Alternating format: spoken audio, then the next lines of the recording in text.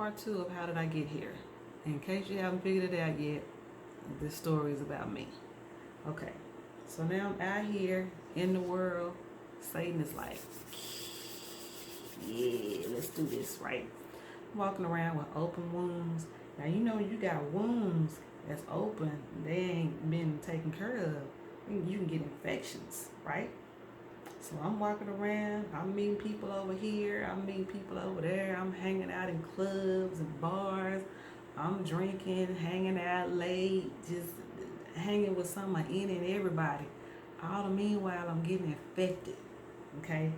All these different people, all these other people's different, ideas about life. Now, I still got God. I still pray to God. I'm praying every day.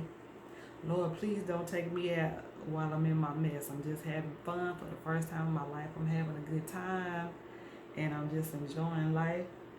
And I'm just out here. I'm just out here living life, having a good time. It's the first time, right? So now, mind you, now I'm cute, okay, and I'm out here, and it feel like everybody wants a piece of me. Everybody. He like me, she like me, they like me. I'm going over to this person's house. They drunk and high. I'm literally end up in places where I have to fight people off of me. This is just how far away from God's covering that I am literally in situations where I have to fight people off of me. I ain't no fighter, but I found myself in those situations because I walked away from God's covering. I didn't have that protection. So everywhere I go, I'm getting a little piece of this, a little piece of that, and people are just, it's like, I'm like a magnet for bad stuff to happen. I mean, my life just was spiraling out of control. I mean, bad thing after bad thing after bad thing after bad thing. Stuff just kept happening. So I'm just full of wounds and getting more wounded. So at this point, I'm just a complete mess. I mean, I'm having a good time. So I think, but I'm really a mess. I'm a complete mess. And so what ends up happening, I'm still at home with my mama. So I gotta move. Cause I got people showing up at my house looking for me. I can't bring that drama to my mama's house. So now I gotta move. So I go and find an apartment. My first apartment, my first time moving out, it's all good. I stay there not too long, but I at least I had some peace. I had to get peace because there was so much going on in my life. Felt like I was losing control. So I get this apartment, and now I have peace. Nobody knows where I live except my mama and my brother. I think I may have had 2 people over the whole time I was there. And so that gave me some solace. That gave me some time to, to pray, and get kind of halfway, a little bit back to myself. Well, that didn't last long because the rent went up, and I was like, well, I can't afford to stay here no more, so I gotta move back home. So back home I go. So now it just so happens, now that I met all these people, so now it just so happened I met this lovely young lady, and we became friends very quickly, and she began to just teach me, things. I was never a girly girl, so this was a girly girl. So she taught me how to polish my nails, how to wear lipstick, eyeliner, and all that stuff. So that's kind of where this transition from a girl to a woman started, by this young lady just taking her time. And then she was a singer, so we formed this group, where we were singing together. And then she started introducing me to her friends, and I would introduce her to my friends, and I was always hanging out with her, and she was always coming to pick me up, and we was going to clubs, and and just hanging out and just having a good time. Like, I felt like, oh my God, this is my sister. This is like the sister that I never had, right? as beautiful a relationship as we had, and as much as I needed, tragically once again came to an end. No, she didn't die, but one of my male friends who I had introduced her to became jealous because I wasn't kicking it with him no more. So he became jealous, made up a lavish lie. I don't know to this day what the lie was. Now, mind you, this girl had got me a nice job. I had never had this. It was a nice little corporate job doing something. I can't remember what it was. But so she was like really taking me in as her little sister. So what was so tragic about the situation is, you know me. I'm your sister. We're friends. You let somebody on the outside of what we got come in and lie to you about me, and you believed them? Now, at the time, I didn't know he had done this. He told me this about 20 years later. He said, well, you know, I'm the reason why, you know, you and, I won't say her name, are not friends anymore. He was like, yeah, I totally did that. I was jealous. He's like, I'm sorry. And I'm like, you destroyed a real friendship, sisterhood, something that I really needed at that time in my life. You destroyed that because you was jealous because I was spending more time with her than I was spending with you because you liked me. But you're supposed to be my boy. You're supposed to be my friend. So again, another tragic loss. After I had just, you know, came back and was feeling good about myself, and I'm on the road to okay now. And then this happens. Well, after that, she had, in that time that we were friends, introduced me to some of her friends. So now I'm friends with her friends. And I decided that I was going to move out on mom's house again, because I was like, I've been here too long. I'm grown now. I got to get out of my mama's house. So I find a house. Well, didn't know that they was looking at moving too. So we thought, okay, well, we'll just all live together. Okay, great.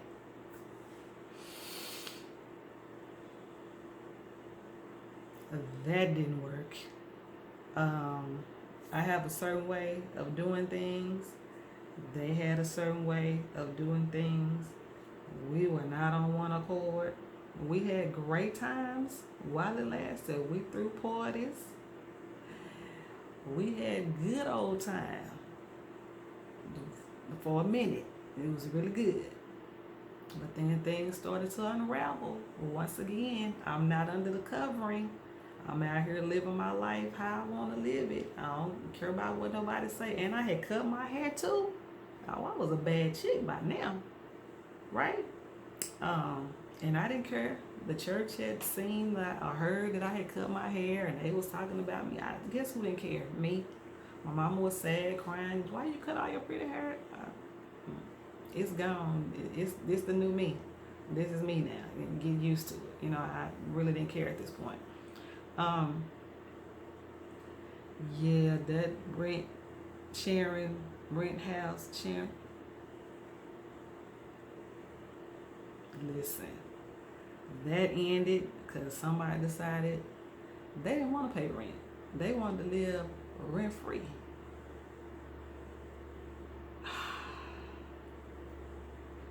So many things happen, man. Distrust, disloyalty, dishonesty. Somebody came and I ended up helping a young lady get off her feet. She so-called came from an abused relationship and had kids. So me and my big heart, well, you come stay here with me and I'll, take care of everything. Or help you out, help you get on your feet till you find a job. Loaned her my car, she stole it. Broke into my house while I was at work and stole jewelry, clothes. Just basically robbed me and then locked me out of my own house. So much stuff. Y'all, I can't even tell you all the stuff that I've been through. But my point is, after all that stuff happened, I started to create layers, you know, if that makes sense. So now it comes to a point where I'm in constant battle with myself and with other people.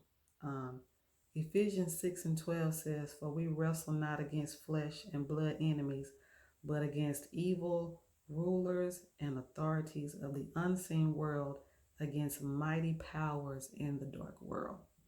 So I'm in this place where I got to get out of here. Again, I reach a point of desperation and frustration. Like I feel like I'm being controlled and I got to get out because now y'all throwing house parties all times of the night, all days of the week. I got to get up and go to work. And this situation is completely out of control. Like I don't have peace in my own house. Once again, I don't have peace and I feel like I'm being controlled by other people. I can't live my life in peace and do what I want to do because I got these roommates who don't give a darn about me needing to go to sleep. So now I got to get out of here. Where do I go? Back home. I got nowhere to go. I got to get out of this place. Y'all can have this house. Y'all can have this rent. Y'all can have this lease. I don't care. I got to go. Right? So I go back home. And now, because I've taken so much, I got to build a wall because I've been hurt. I'm severely damaged. So now, the only way I know to protect myself is to build a wall. I got to put up a wall. I can't let people in no more because every time I let somebody in, they end up hurting me. So now I got to build all these, we'll say, layers. So now somebody lied to me. I'm like, oh, yeah, you lied to me. I got to protect myself from you. You're not safe. I can't trust you. And then, oh, you want to date me? You want to date me? You sure? Oh no, you don't want to date me. You just want to have sex with me. Okay. Yeah, I got something for that. Been there, done that. Yeah, I got a layer for that. Oh, you need to borrow some money? Well, let's see. Last time I loaned somebody money, they never paid me back. So, yeah, nah, I gotta stay away from you. Cause now you trying to get to me. You want something from me. I can't do that. I've already had people take stuff from me. So, yeah, nah, I can't do that. Oh, you say what? Ain't nobody gonna wanna talk to me because my hair is short and I got blue lipstick. So I'm not gonna catch a man like that. Hmm. Well, maybe there's something to that because you my family, you my blood, and I know you love me and you happily married, so it may be something to that. But that hurt my feelings. So I don't know if I can talk to you about this relationship stuff because I mean, what you saying that don't really, I mean, I've seen women with bald headed face and 5 kids and happily married and got a slicker hair on their head. So I don't know if what you're telling me is true. Then somebody else comes along and says, you know what? You're a pretty girl. but you kind of hard. Like, I don't know if I want to deal with that, because you just seem hard. I mean, you cute. You're attractive woman, but I, yeah, I don't, I don't, no, I'm good. Oh, okay. So again, I can't be myself because you think I'm hard because I'm not. I don't have my titties and A out and showing everything. So you think I'm hard. Oh, and by the way, my hair is short, so you ain't really sure. You know, you don't know what to think. Okay. So now I got all these layers, right, to protect me from stuff that has impacted my life, to protect myself from people that have robbed from me and stolen from me and lied about me and lied to me, lied on me,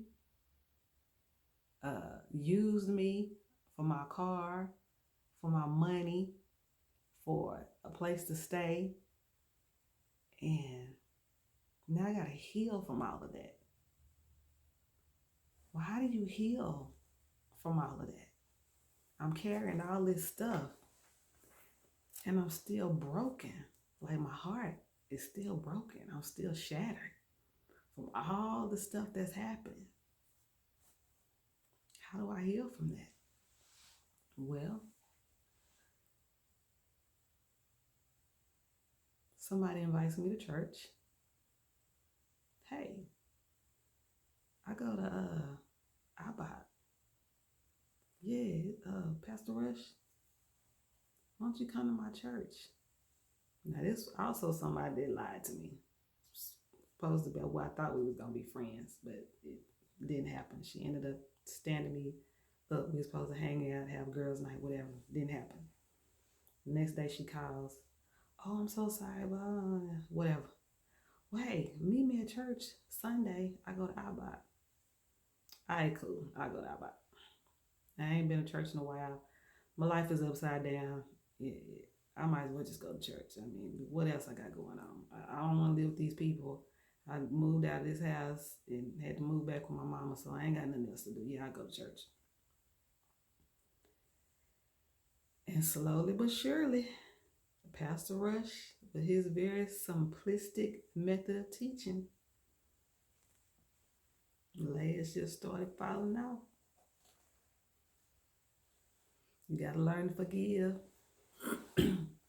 There's some things that happen in your life that you got to forgive yourself for, some things that you've done, some things that you're holding on to that you haven't forgiven yourself for.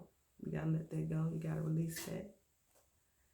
There's some people that did some things to you that shouldn't have never been in your life in the first place, but because of where you were and how you were, you allowed them into your life. So you got to forgive them. Forgiveness is not for the other person. Forgiveness is for you. So you got to let that go. Share that. But guess what, y'all? I still got a layer. I still got to protect myself. And when people approach me, if they don't approach me in the right way, yeah, I can't. I'm good.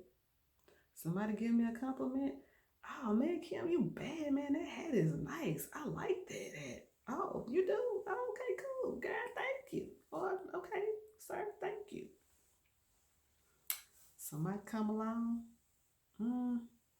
That blue lipstick on.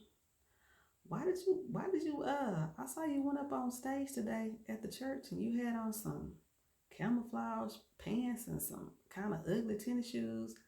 I don't know. Why did you come to church with that on? Oh, okay, I can't be myself around you. Let me know I can't be myself with you. Let me put this layer back on. I don't know if I can rock with you the way I thought I could rock with you. And so, but I said all that to say this. Things are going to happen in your life that you have no control of, but you can't let go of God. Don't turn away from God. God is always the source. He is the beginning, the middle, and the end. I promise you, whatever it is, you can get through it. There is nothing too hard for God. You will cry. You will want to feel like you want to commit suicide, because I had those times too where I just wanted to just end it all. But God kept me. So I just want to encourage, inspire, and empower someone today to keep going. It don't matter how you got where you got. You here now. So get yourself together, pick yourself up, lift your head up, read you some scriptures, talk to you some positive people, watch you some sermons, listen to a song, do whatever you need to do to heal yourself and get yourself back on the right path, because nobody is worth you losing your life for. Nobody. There's a scripture that says, Matthew 11:28, come to me all who are weary, and I will give you rest. Take it to God. I hope y'all enjoyed this. If you did, if you got something out of it, please share it. I don't mind. I love y'all. Peace.